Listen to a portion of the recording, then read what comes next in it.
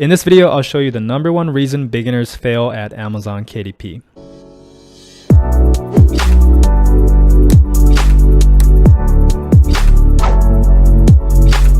What's up guys, Sean here. Welcome back to my channel where I talk about self-publishing, building passive income streams, and retiring early, and the many lessons and failures I learned along the way.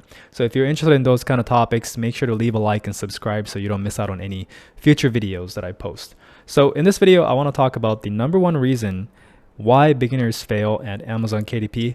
It is not what you think, and it's something that I feel like a lot of people need to understand when you're getting into KDP. So let's get right into the video. So the #1 reason why beginners fail at KDP. The biggest reason people fail in this business is not what you think. It's not because of bad covers. It's not because of bad keywords or any other execution. The biggest reason people fail is because they simply don't take enough action, okay? Too often, I hear people quit after publishing 1 to 2 books. They literally come into KDP thinking it's easy money. They publish 1 book, they publish 2 books. It doesn't make as much money as they hoped it'll make, and they just quit.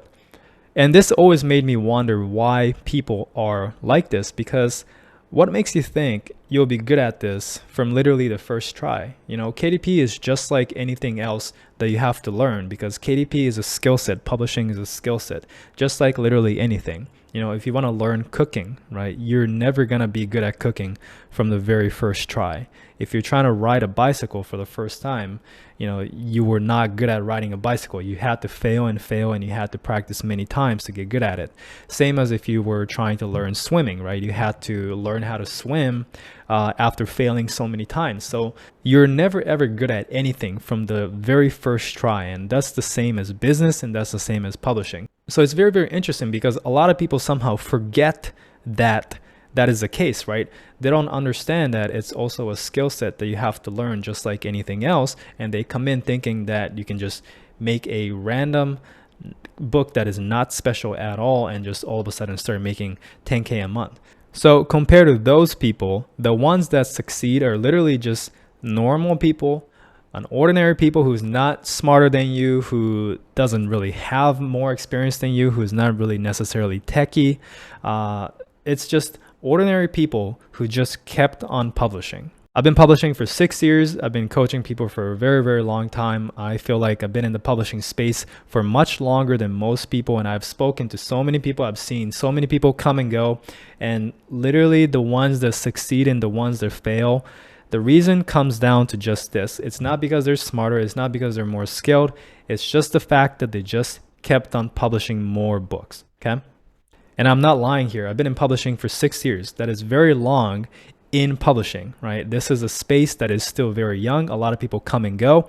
People tend to stick around for a year or two, and then they go to another business, or they come from another business, whatever it is. That's just how online marketing is in general. But this is the pattern that I see all the time.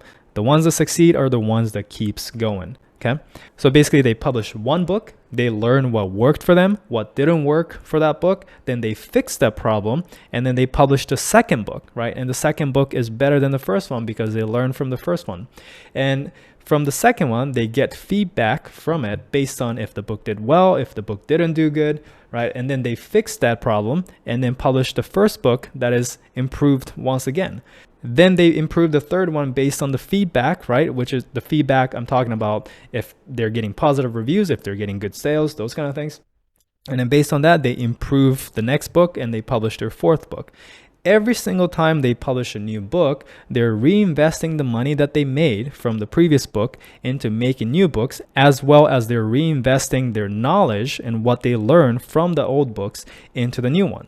So this is literally all you have to do. You have to keep reinvesting your profit and keep reinvesting your knowledge back into the business. So this is called the feedback loop, and the feedback loop is very, very simple. You simply see what worked, what didn't on your first book, and then you use that to improve your second book, and then you put it out in the market again and get feedback again, right? Did people like it? Did you get a lot of sales? Get your feedback. And then you use that information to improve your third book, right?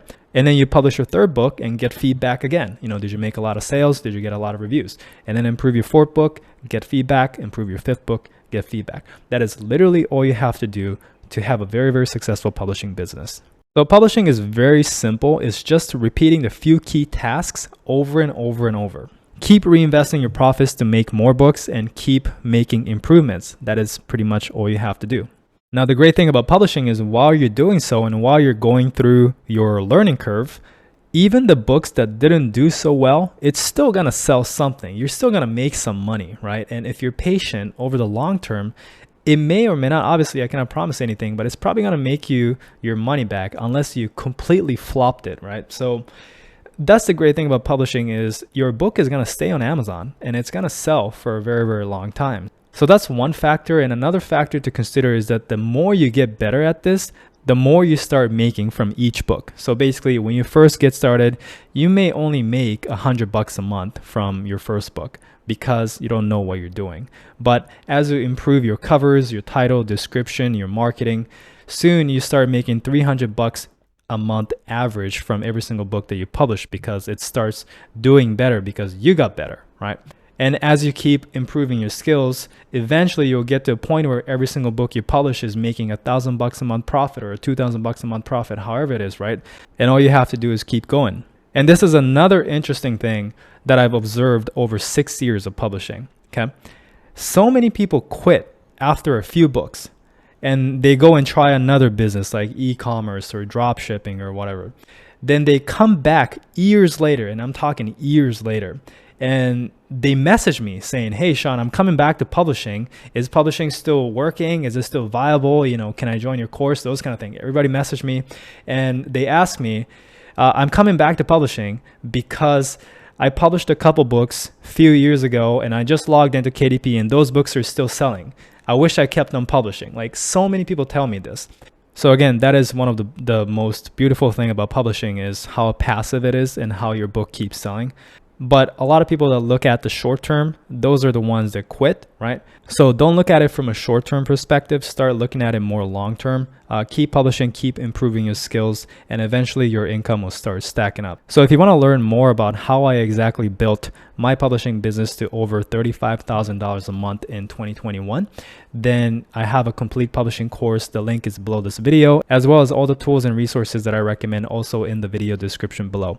If you enjoy videos like this, please leave a like, subscribe if you haven't. And I forgot to mention one thing. If you want to join a free Facebook group mastermind where you can connect and meet and exchange ideas with other publishers, then there's also a link to that in the video description.